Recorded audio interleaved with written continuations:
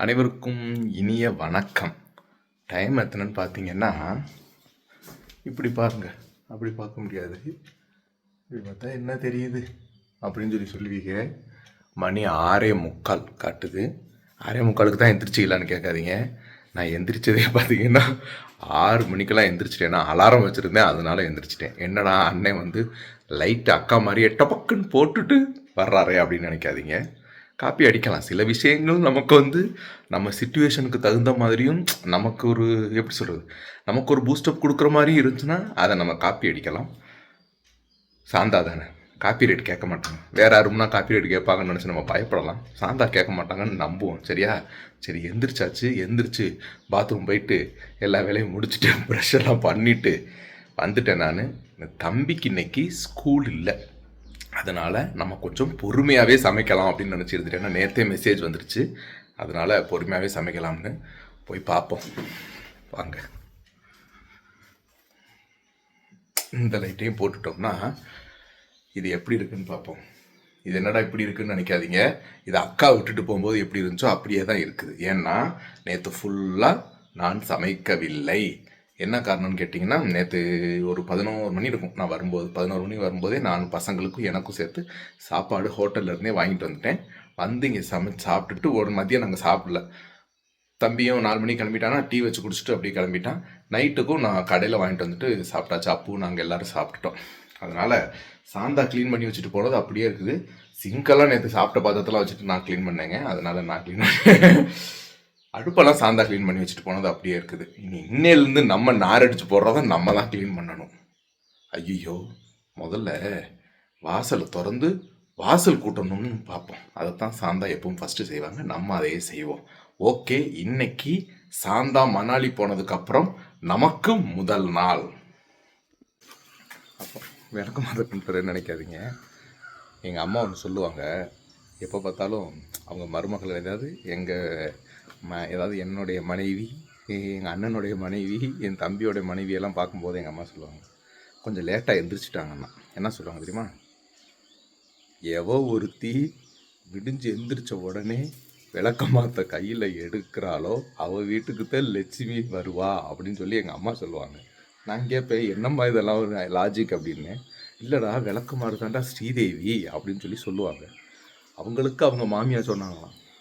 அதனால நான் என் மருமகளுக்கு சொல்லி கொடுக்குறேன், காலையில் எந்திரிச்சோன்னா விளக்கமாத்த எடுத்து வாசலை கூட்டுங்கடி அப்படின்னு சொல்லி எங்கள் அம்மா சொல்லுவாங்க. நம்ம இன்னைக்கு எங்கள் அம்மா எது இருந்தாங்கன்னா கூட்டுங்கடான்னு சொல்லியிருக்க மாட்டாங்க, அவங்களே கூட்டியிருப்பாங்கன்னு. இன்னைக்கு ஆள் இல்லாதனால நம்ம கூட்டம். சரியா? லட்சுமி வருதோ வரலையாங்க, தேனும் சாந்தா விளக்கமாத்த எடுத்துகிட்டு கூட்டம் வரும்போது அப்பு வந்துடுவேன். அது மட்டும் உண்மை. அப்பு வந்து சாந்தா கூட்டும்போது வந்து பக்கத்துலேயே நிற்பான். ஏதாவது தான் ஒரு அடிக்ஷன் அப்படின்றது பாருங்கள். டெய்லி நம்ம ஒரு குட் மார்னிங் போடுறோம், நைட்டு குட் நைட்டு போடுறோம். அப்படின்னும் போது ஒரு நாள் நமக்கு வரலைனாலும், இல்லை நம்ம யாருக்கும் போடலைனாலும் ஒரு எதிர்பார்ப்பு இருக்கும். பார்த்தீங்களா? என்ன இன்றைக்கி குட் நைட் வரல, 2 நாள் ஆச்சு வரலையே, குட் மார்னிங் வரலேன்னு நம்ம கேட்போம்.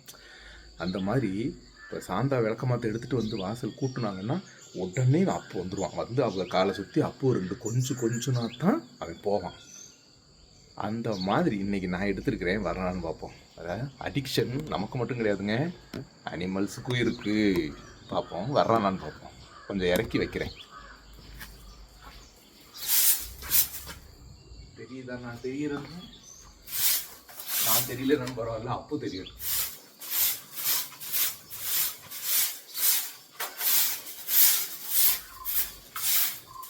ஏண்டா, இங்கே ஒருத்தன் ஹெவியாக பெர்ஃபார்ம் பண்ணிட்டு இருக்கனே, வந்து பார்க்குறியா நீனு?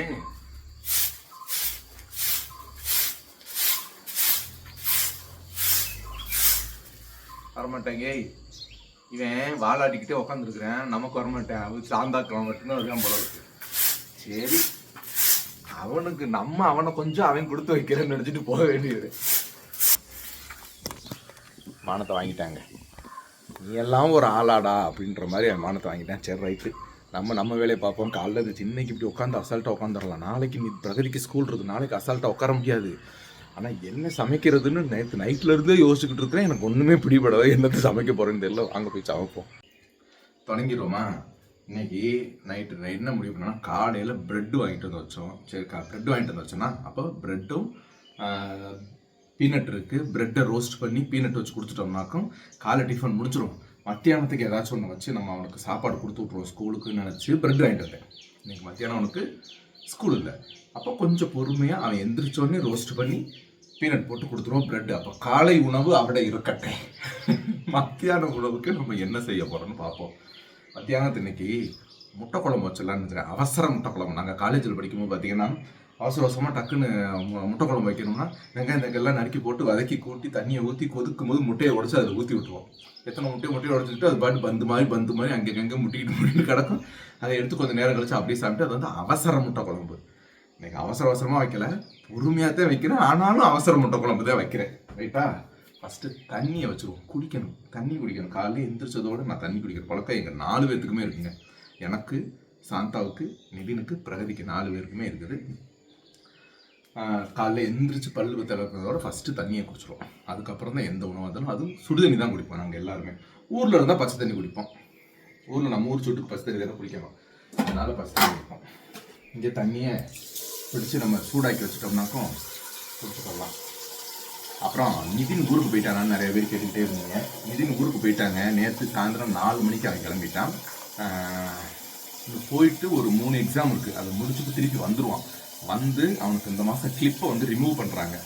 அப்போ ரிமூவ் பண்ணும்போது கிளிப்பை ரிமூவ் பண்ணும்போது முத நாளே வந்து அவனுக்கு பல்ல ஃபுல்லாக க்ளீன் பண்ணணுமா. க்ளீன் பண்ணிவிட்டு அதுக்கப்புறம் மறுநாள் தான் ரிமூவ் பண்ணணும். அதனால் வந்து பல்ல க்ளீன் பண்ணி கிளிப்பெல்லாம் ரிமூவ் பண்ணிவிட்டு அதுக்கப்புறம் காலேஜ் எப்போ ரீஓப்பன் ஆகுதோ அப்போ தான் மறுபடியும் போவான். அந்த ப்ராக்டிக்கல் எக்ஸாம் முடிக்கிறதுக்காக இப்போ கிளம்பி போயிட்டு இருக்கான். ஓகேவா?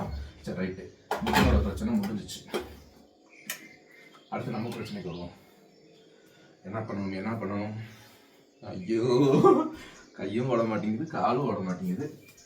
ஆமாம், சின்ன வெங்காயம் இல்லையோ? எனக்கு வெங்காயமே குடிச்சாலே கண்ணெல்லாம் எரியுமே. எனக்கு எப்போ வெங்காயம் குடிச்சாலும் கண்ணெல்லாம் எரியும். வேண்டாம், நம்ம பெரிய வெங்காயமே எடுத்துருவோம். இது நிறைய உரிக்கணும் போல இருக்குதுங்க. நம்ம பெரிய வெங்காயத்தை எடுத்துருவோம். 2 பெரிய வெங்காயத்தை எடுத்துட்டு தக்காளி எடுத்து பெரிய வெங்காயத்தை தக்காளி எல்லாத்தையும் நறுக்கி இன்றைக்கி முட்டை குழம்பு வைக்கிறோம். அதை நறுக்கி முடிச்சுட்டு உங்ககிட்ட சொல்கிறேன். அதை நறுக்குனா ரொம்ப லேட்டாகும். இவன் சும்மா அறுத்துக்கிட்டே கிடப்பேன், நீங்களும் நினச்சி தட்டி விட்டு போயிருவீங்க. ஓகேவா? சரி, ரைட். நான் நறுக்கி முடிச்சுட்டு உங்ககிட்ட காமிக்கிறேன். அப்புறம் பாலை காய வச்சுக்கிறேன். 1 லிட்டர் பால். ஏன்னா உங்கள் 2 பேர் தானடா இருக்கீங்க, இதுக்கிட்ட 1 லிட்டர் பாலுன்னு நீங்கள் கேட்கலாம். நாங்கள் 1/2 லிட்டர் பாலை பொழுதுக்கு நான் காய்ச்சி நானே டீ போட்டு கொடுத்துருவேன். தம்பி பிரகதி அவ்வளோவா டீ கேட்க மாட்டான். நிதின் இருந்தா கூட ஒரு எக்ஸ்ட்ரா ஒரு டைம் கேட்பான். டீ வேணுமாடான்னு கேட்டால் வேணும்னு சொல்லுவான். இல்லாட்டி நான் தான் டீ குடிச்சுக்கிட்டே இருப்பேன். இன்னொன்று என்னன்னு கேட்டிங்கன்னா, டீ வச்சுட்டாலும் பாக்கி பால் இருக்கும். நாங்கள் 1/2 லிட்டர் பால் எடுத்தாலும் சாந்தா 4 பேர் இருக்கும்போதே பாக்கி பால் இருக்கும். வெளியில் இருக்க அப்புகளுக்கு கொடுப்போம். அதாச்சும் அது சாந்தா குழம்பு வைக்கும்போது குழம்பு நல்ல குழம்பு இல்லாட்டி, அதாவது அவங்களுக்கு பிடிச்ச குழம்பு இல்லாட்டி கொஞ்சம் பால் ஊற்றி சேர்த்து கொடுத்தாக்க நல்லா சாப்பிடுவாங்க. அந்த மாதிரி அதுக்காக தான் 1 லிட்டராக நானும் வாங்கிட்டேன். ஏன்னா நம்ம குழம்பு எப்படி நல்லா இருக்க போகிறதுலன்னு தெரிஞ்சு வச்சு இப்போ பாலையாச்சும் ஊற்றி கொடுத்து பாவம் அதுகளாச்சும் சாப்பிடட்டுமே அப்படின்றதுக்காக தான், வேற ஒன்றுமே கிடையாது. அதனால தான் 1 லிட்டர் பால். வாங்க பாலை காய்ச்சிடுவோமா? டீ குடிக்கும் போது கூப்பிடுறேன். பாலாக இருக்கும் போதே கூப்பிட்டியா அப்படின்னு சொல்லிடக்கூடாது. ஏன் இந்த பாட்டிலில் கொடுக்குறாங்கன்னு நிறைய பேருக்கு ஒரு டவுட் இருக்கும். ஏன்னா இந்த பாட்டில் தான் கிடைக்கும். அவங்க வீட்டிலேருந்து பாத்திரம் கொண்டு கொடுத்தாங்கன்னா சாந்தா ஒரு காலம் திருப்பி கொடுத்துக்கிட மாட்டான். அதனால பாத்திரத்தில் கொடுக்காம பாட்டிலில் கொடுக்குறாங்க. சேச்சியே நிறைய விட்டு கேட்பாங்க, உன் வீட்டுக்கு பாத்திரம் போச்சுனா திருப்பியே வராது. அதுவும் சாந்தா நம்ம அதை பாத்திரத்தை எடுத்தோம். ஏன்னா சாந்தா வந்து திருப்பி வராது மீன்ஸ் வச்சுக்கிற மாட்டாங்க. இருந்தாலும் அதை வந்து ஞாபகம் இருக்காது, எது நம்ம பாத்திரம் எது சேச்சி பாத்திரம்னு சாந்தாக்கு தெரியவே தெரியாது. அதனால சேச்சியா வந்து பார்த்துட்டு தாண்டி என் பாத்திரம் போடுறீ அப்படிங்கிறத. சேச்சி ஏதாச்சும் பாத்திரம் கொடுத்தனே தரலே அப்படின்னு கேட்டாங்கன்னா ஒரு 10 பாத்திரத்துக்கு எடுத்துட்டு போய் எது சேச்சி உங்க பாத்திரம் பார்த்து எடுத்துக்கங்க சேச்சி அப்படின்னு சொல்லி சொல்லுவாங்க. அந்த மாதிரி இப்போ எதுக்கு நான் சொல்ல வந்தேன் தெரியல. வாங்க, நான் டீ போட போறேன், வாங்குங்க. என்ன பார்க்குறேன்னு பார்க்குறீங்களா? இல்லை இந்த குண்டானில் வைப்போமா பெரிய குண்டானில் வைப்போமான்னு யோசிச்சுட்டு இருக்கிறேன். பெருசில் வச்சுக்கிட்டோம்னா என்னாச்சு, ஆஃப் ஆயிடுச்சோ? ரைட்டு. அதாவது இப்போ பெருசில் வச்சோன்னு வச்சுக்கோங்களேன், அந்த பாத்திரம் நிறையா வந்துடும். அது சாந்தா அரிசி போட்டால் நிறையா வரும். நான் என்றைக்கு அரிசி போட்டாலும் கம்மியாக தாங்க ஒரு சாதம். சாந்தா 2 கிளாஸ் அரிசி போட்டாங்கன்னா அந்த சட்டி நிறையா வந்துடும் போல இருக்கும். ஆனால் நான் 4 கிளாஸே போட்டாலும் இந்த சட்டிக்கு உள்ளதாங்க கிடக்கும். அது எப்போவுமே சாந்தாவுடைய கைக்கு அப்படி வந்துடும். நிறையா அரிசி போட்டால் நிறையா சோறு வந்துடும். நான் அரிசி போட்டாக்க ரொம்ப கம்மியாக வரும். அரிசின்னு சொல்லும்போது தான் ஞாபகம் வருது, இன்னைக்கு ரேஷன் கடைக்கு போகணும். ரேஷன் கடைக்கு போய் அரிசி வாங்கிட்டு வந்துடுங்க, இல்லாட்டி இந்த மாதத்துக்கு அதை வாங்க முடியாது. ஓகேவா? படிச்சு படிச்சு படிச்சு படிச்சு சொல்லிட்டு போனாங்க சாந்தா. ரேஷனுக்கு போயிட்டு வந்துருங்க. வாங்க எல்லாரும் டீ குடிக்கலாம்.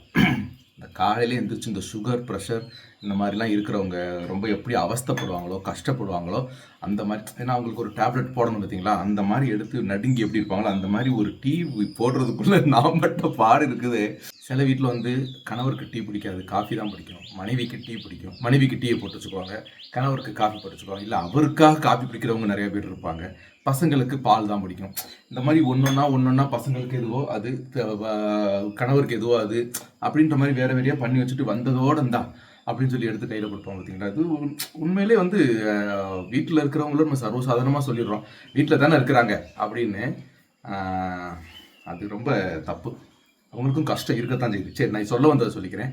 அந்த மாதிரி நான் எப்போவுமே தூங்கிட்டு கரெக்டாக எந்திரிச்சு வரும்போது மொத்தம் டீ போட்டு தரவா அப்படின்னு சொல்லிட்டு எடுத்து கையில் கொடுத்துருவாங்களா, அப்போ நம்ம டப்புன்னு உடனே குடிச்சிடுவோம்.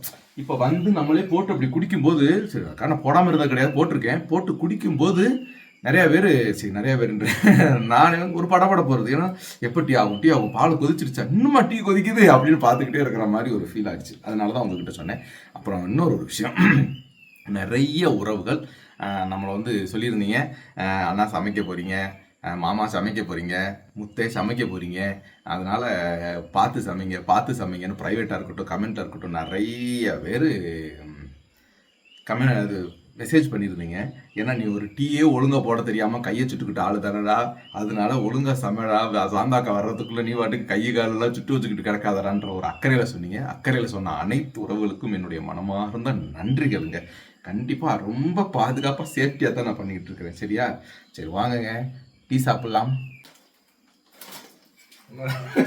என்னடா பண்ணுறான்னு நினைக்காதீங்க, பிஸ்கட் எடுத்தேன். ஓகேவா?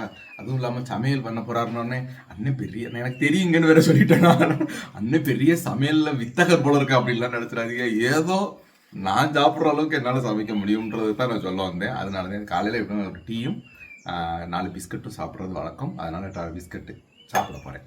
சரியா? அப்புறம் தக்காளி வெங்காயம் நறுக்கிக்கிட்டே உங்கள்கிட்ட ஒரு விஷயம் பேசணும். நிறைய பேர் கேட்டிருந்தீங்க, என்ன விஷயத்துக்காக அக்காவை நீங்கள் வந்து விட்டுட்டு போயிருந்தீங்க உங்கள் வீட்டு அண்ணன் வீட்டு பால் காய்ச்சுக்கு, சண்டையா அப்படி இப்படின்னு நிறைய கமெண்ட்ஸு. அதாவது பேடாக பேசினவங்க பேசிட்டு போகிறாங்க. அது அவங்க நம்ம என்ன பண்ணாலும் என்ன சொன்னாலும் அதை கேட்க போகிறது கிடையாது, பேடாக பேசிட்டு போகிறாங்க. சில நல்ல உறவுகள் என்ன சொன்னாங்கன்னா, என்ன பிரச்சனை, எதுக்காக அதுக்கு நீங்கள் பதிலே சொல்ல மாட்டேன்றீங்கன்ற மாதிரி கேட்டிருந்தாங்க. அப்போ நான் அதுக்கு சொல்லிக்கிறது ஒன்று என்னென்னா, எந்த ஒரு காரணத்துக்காகவும் சாந்தாவை எங்கள் குடும்பத்தை சாந்தாவும் வெறுக்க போகிறது கிடையாது. இது இன்னைக்கு நம்ம எதிர்த்த வீடோ இல்லை பக்கத்து வீடோ அந்த வீடோ இந்த வீடோ எதுவுமே கிடையாதுங்க. டக்குன்னு பேசலாட்ட நம்ம முகத்தை திருப்பிக்கிட்டு போகிறதுக்கு இது வாழ்க்கை ஃபுல்லாக வரப்போகிற நம்மளுடைய சொந்தம். அவங்கள பகச்சிக்க வேண்டிய அவசியமும் எங்களுக்கு கிடையாது. அந்த ஒரு நிலைமையும் எங்களுக்கு வரல. ஓகேவா? அதனால நான் என்ன சொல்கிறேன்னா, இந்த மணாலி ட்ரிப் வந்து ஒரு 2 மாதத்துக்கு முன்னாடியே நமக்கு வந்து ஏற்கனவே வீடியோவில் பார்த்தா லைவில் பார்த்தா உங்களுக்கு தெரிஞ்சுக்கும். 2 மாதத்துக்கு முன்னாடியே மணாலி ட்ரிப்பை பற்றி நம்ம பேசியிருப்போம். நம்ம டிக்கெட் போட்டுட்டோம், நம்ம சாந்தா போக போகிறாங்க, லேடிஸ் மட்டும் தான் போக போகிறாங்க, நான் போகலை, ஃபேமிலியாக போகலை அப்படின்னு சொல்லியிருப்போம். அதுக்கப்புறம் திடீர்னு அவங்க நம்ம ஃபேமிலியிலேருந்து இந்த டேட்டு சொன்னது வந்து திடீர்னு முடிவு பண்ணாங்க, 20ஆம் தேதி. அதுக்கப்புறம் வந்தாக்க மாசி பிறந்துமோ அப்படி என்னமோலாம் சொல்லி ஏதோ காரணம் சொன்னாங்க. அப்போ நான் நினச்சது என்னன்னா, சரி ஓகே, சரி 20ஆம் தேதி அப்போ இருந்தும் நானும் சாந்தாவும் போய் அந்த ஏஜென்ட்டுக்கிட்ட கேட்டதுக்கு இது மாதிரி ஆஃபரில் தாங்க நாங்கள் போட்டிருக்கோம், அதனால் கண்டிப்பாக ரீஃபண்ட் வராதுங்க, நீங்கள் வராது உங்கள் விருப்பம் அப்படின்னாங்க. அப்போ கட்டணம் 60,000 ரூபா நமக்கு செலவு வந்தது. அந்த ட்ரெஸ் எடுத்தது வகையில் எல்லாமே நமக்கு வேஸ்ட்டாக போயிடும் பார்த்தீங்களா. அதனால நான் தான் சாந்தா கிட்ட சொன்னேன், நீ போயிட்டு வாப்பா, பசங்களுக்கும் எக்ஸாம் அப்படி இப்படின்னு, சரி நான் மட்டும் போயிட்டு வந்துடுறேன் ஊருக்கு, ஒன்றும் பிரச்சனை இல்லை அப்படின்னு சொல்லிட்டு நான் மட்டும் போயிட்டு வந்தேன். அதனால குடும்பத்தில் இருந்து சாந்தாவை ஒதுக்கி வச்சுட்டாங்களா, அதனால தான் சாந்தா ஊருக்கு வரமாட்டேன்றாங்களா, சாந்தா அப்படிப்பட்டவ இப்படிப்பட்டவன்னு பேட் கமெண்ட் நிறையா போட்டாங்க. சரி, போடுறவங்க பேட் கமெண்ட் எப்படினாலும் போடத்தான் செய்வாங்க. அதனால் அதை பற்றி கவலைப்பட போகிறதில்ல. இருந்தாலும் நிறையா நம்ம நல்ல உறவுகள் வந்து ஒரு வார்த்தை கேட்டிருந்தீங்க, எதுக்காக கூட்டிகிட்டு போகலன்றதை தயவு செஞ்சு சொல்லுங்க அண்ணா அப்படின்னு சொல்லி சொன்னதுனால நான் அந்த வார்த்தையை சொல்கிறேன். ஓகேவா? இப்போ என்ன எடுக்க வந்தேன்னு இல்லை, வெங்காயத்தை நிற்க வச்சோம். ரைட்டு சோறு வந்துருச்சா?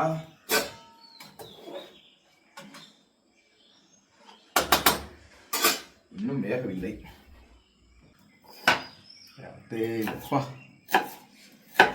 இந்த வெங்காயம் புகை இது ரெண்டுமே நமக்கு ஆகவே ஆகாதுங்க.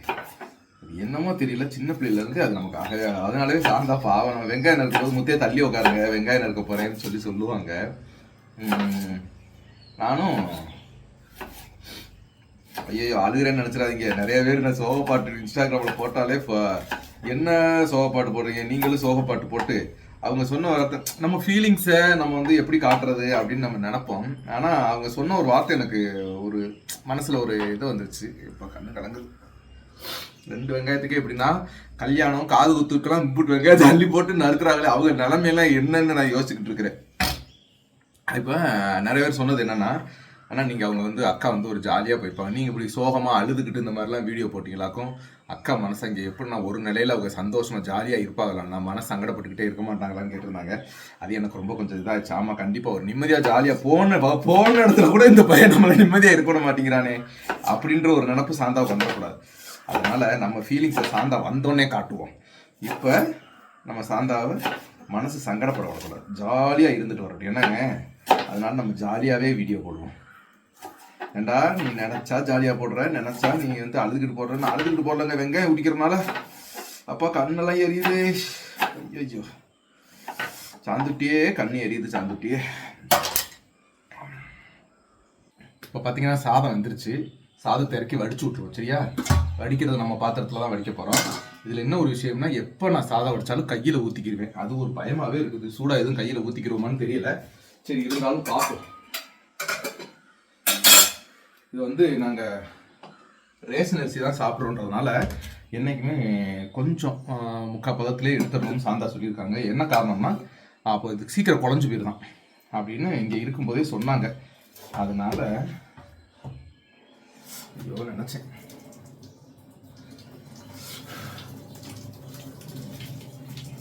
இது என்ன பண்ணுவோம் தெரியுமாங்க, இதை டக்குன்னு கொஞ்சம் தண்ணியை வடிச்சு விட்டுட்டு கொஞ்சம் பச்சை தண்ணியை விட்டு கலந்து போட்டால் கொஞ்சம் ஒத்தையாக இருக்கும் சோறு. அது சாந்தாவோட தான், அதுவும் சாந்தாவோட ஐடியா தான். சேச்சி சொல்லி கொடுத்தாங்கன்னு சொல்லிட்டு பண்ணுவாங்க. இல்லாட்டி கல்லுக்கல்லாக இருக்கும். அதனால கொஞ்சம் பச்சை தண்ணியை கலந்துக்கிட்டு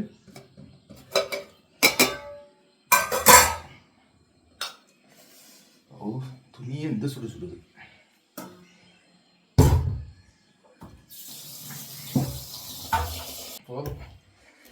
சோறு அவ்வளோ பெரிய கிளாஸில் 2 கிளாஸ் போட்டே ரொம்ப கம்மியாக தான் இருக்குது.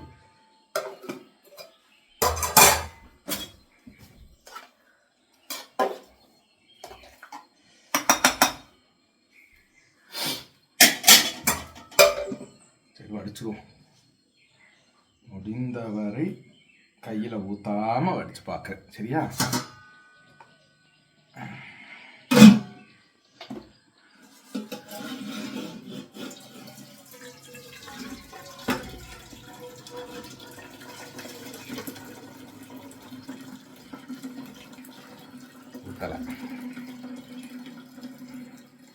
Right, okay. அது அப்படியே இருக்கட்டும். அடுத்து நம்ம செய்ய வேண்டிய வேலை என்னன்னு பார்த்தீங்கன்னா, குழம்பு வச்சுருவோம். உங்களுக்கு நேரம் கேஸ் வேஸ்ட்டாகி எரிஞ்சுக்கிட்டு இருக்கேன் அண்ணான்னு அங்கே உங்கள் மனசில் ஓடி இருக்கும். சாரி. இதில் நான் வந்து எண்ணெய் ஊற்றி கடுகு வெந்தயம்லாம் போட்டு வைக்கிற முட்டைக்குழம்பு வைக்கிறவங்களா இருப்பாங்க. நாங்கள் என்றைக்குமே என்ன செய்வோம் அப்படின்னு கேட்டாக்கா, நானும் சரி சாந்தாவும் சரி சோம்பு பட்டை கிராம்பு இதெல்லாம் போட்டு கொஞ்சம் சிம்மில் வச்சுக்கிறேன். சோம்பு பட்டை கிராம்பு இது எல்லாத்தையும் போட்டு தாளித்து வெங்காயம் தக்காளி எல்லாத்தையும் போட்டு நல்லா வதக்குனதுக்கு அப்புறம் நம்ம வீட்டில் அரைப்போம் பார்த்திங்கன்னா, எங்கள் அம்மா அரைச்சி கொடுத்த மிளகா அப்படியும் கொஞ்சம் காரம் அது கம்மியாக இருக்கிறனால லைட்டாக கொஞ்சம் மிளகா அப்படியும் சேர்த்து வெங்காயம் தக்காளிலாம் போட்டு வைக்கிறோம்ல, எல்லாத்தையும் போட்டு நல்லா வதக்கி தேங்காய் பால் ஊற்றுறவங்க தேங்காய் அரைச்சி ஊற்றுறவங்களாம் இருப்பாங்க. அது நான் தேங்காய் அரைக்க போகிறது கிடையாது. சாந்தா தேங்காய் அரைச்சும் வைப்பாங்க, எல்லாமே வைப்பாங்க. நான் வந்து தேங்காய் அரைச்சி ஊற்றாமல் அப்படியே தான் தண்ணி ஊற்றி நல்லா உப்பை போட்டு கொதிச்சதுக்கப்புறம் சிம்மில் வச்சுட்டு இந்த முட்டையை உடச்சி ஊற்ற போகிறேன். சிம்பிளான அவசர குழம்பு வைக்க போகிறேன். வச்சுட்டு என்ன பண்ணுறேன்றத சொல்கிறேன். சரியா, ஒரு குழம்பு ஒரு வேலை ஓடுறது. சாந்தா வந்தால் வேலையை முடிச்சுட்டு 2 ரீல்ஸும் போட்டுருந்துருப்பாங்க. மிளகா அப்படி போடுறதுல என்னடா அண்ணன் கிட்ட ஒரு ஃபோட்டோ எடுத்து இன்ஸ்டாகிராமில் அந்த கெட்டப்லேயே நின்றுட்டு. சரியா, இப்போ நம்ம வந்து வீட்டில் அரைச்ச மிளகா பொடியே போட்டுருவோம். ஊரில் அரைச்சிட்டு வந்து பார்த்தீங்களா, அந்த மிளகா பொடியை போட்டுட்டு அதாவது மசாலா பொடியை போட்டுட்டு அதுக்கப்புறம் மிளகா பொடியும் போடணும். சரியா, போட்டுருவோம்.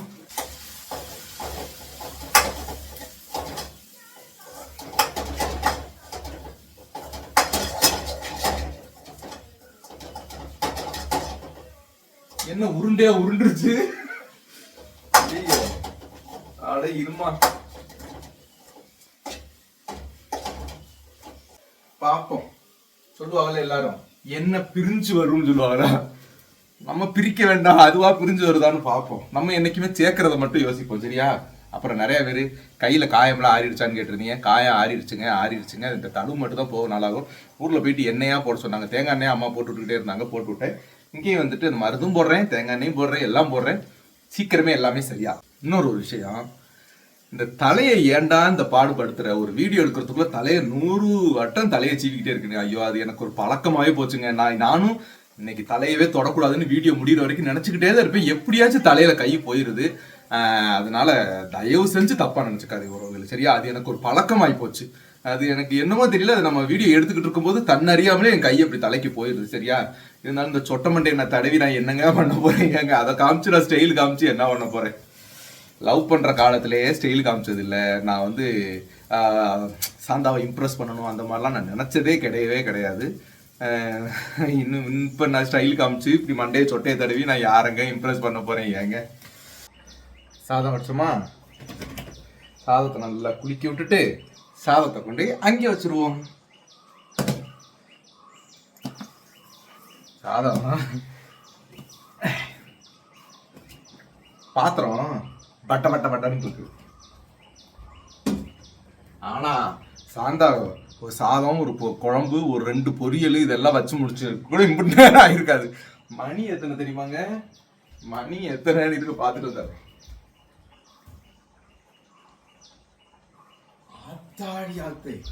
மணி 8:30 ஆகி போச்சு. இன்னும் ஒரு சோறு ஒரு குழம்பு வச்சு முடியல. நீ எல்லாம் 4 நாள் வேலை இருக்கு, எப்படி ஓட்ட போறேன்னு தெரியல. இப்பவே எப்படின்னா, பையனுக்கு ஸ்கூலுக்கு எடுத்து வைக்கிறதுன்னு அந்த நேரத்தில் கொஞ்சம் பரபரப்பா தாங்க நான் இருப்பேன், சரியா? அப்படின்னு நம்புங்க. ரைட்டு, க்ளீன் பண்ணியாச்சு. இப்போ அதுவும் வச்சு முடிச்சாச்சு, ஓகேவா? அந்த முட்டை குழம்பு வச்சு முடிச்சாச்சு. முட்டை குழம்பு வந்து வெந்தோடனே அப்படியே இருக்குது. நமக்கு இன்னைக்கு வீட்டில் வந்து என்ன பார்த்தீங்கன்னா, முட்டை குழம்பும் சாதமும் மட்டும்தான்.